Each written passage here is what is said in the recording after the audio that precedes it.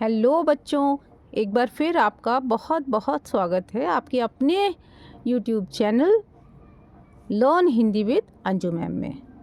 बच्चों, पिछले वीडियो में हमने गिरधर की ये कुंडलियाँ पाठ 13 को अच्छी तरह से समझ लिया था। ये सारी कुंडलियाँ हमने समझ ली थी, हमने प्रश्न उत्तर भी कर लिए थे लिखित। तो आज हम लोग क्या करेंगे, इसके मौखिक प्रश्न करेंगे, है ना। तो ये देखिए मौखिक प्रश्न। पहला प्रश्न है, कवि ने यह संसार कैसा बताया है।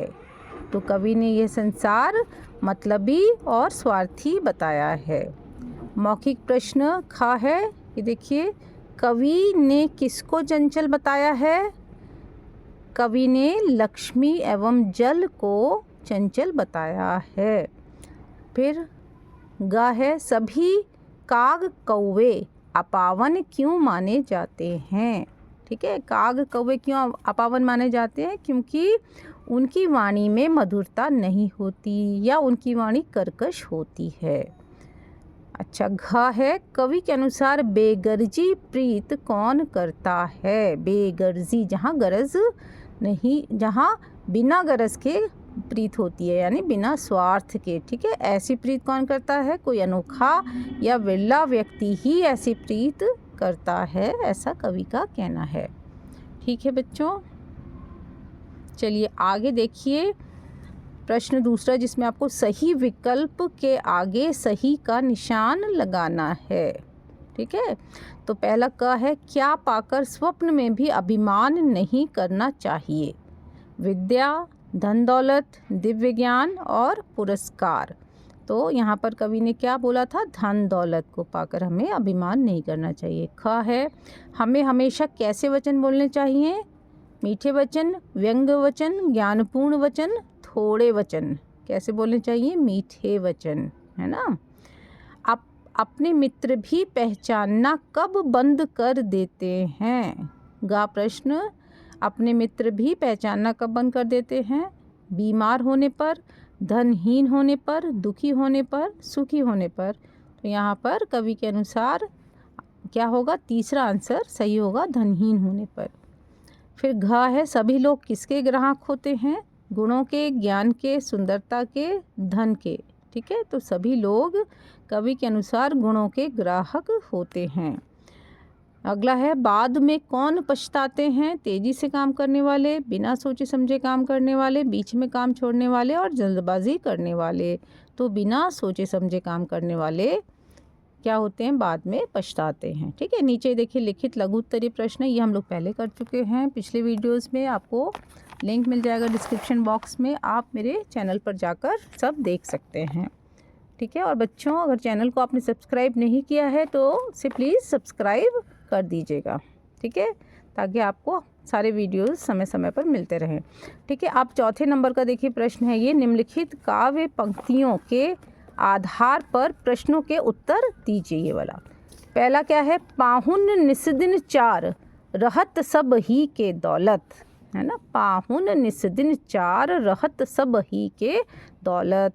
प्रश्न का में मेहमान किसे बताया गया है, दौलत को मेहमान बताया गया है ना।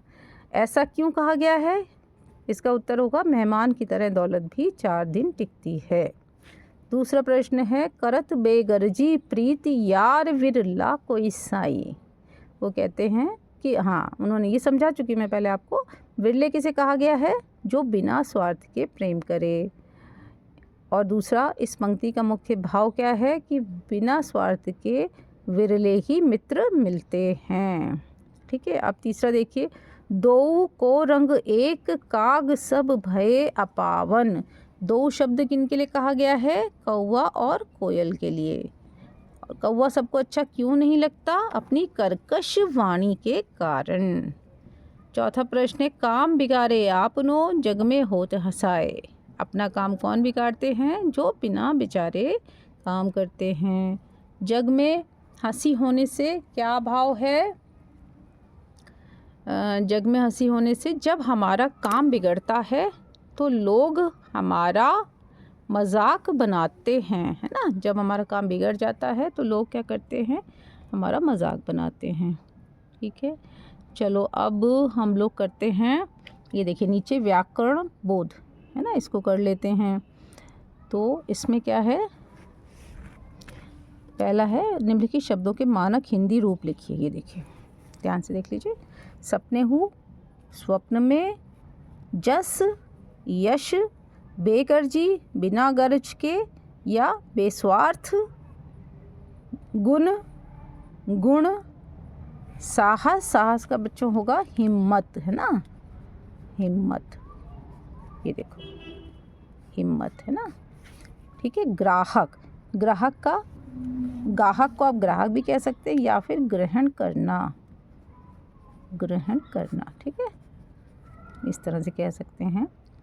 और ये कागा का हो गया, कागा का कौवा, और इसको कौवा आप ऐसे लिखो, ये सही नहीं लिखा लग रहा है मुझे, इसको आप रहने दो, इस कौवा है ना। और ये दो का क्या होगा मानक हिंदी में, दोनों, ठीक है बच्चों। चलिए इस तरह से ये आपकी एक्सरसाइज हो गई पूरी। जितना कुछ आपका एग्ज़ाम में आता है वो सब हमने कवर कर लिया है और आपका ये लेसन पूरी तरह से कंप्लीट हो गया है।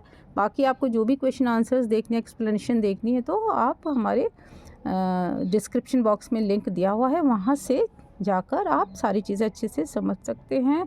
कोई चीज़ नहीं समझ में आ रही है तो आप मुझे कमेंट करके बता दीजिए, तो मैं वापस से आपके लिए वीडियो बना दूँगी। ठीक है बच्चों, चलिए ओके, नेक्स्ट वीडियो में वापस मिलते हैं। Bye bye.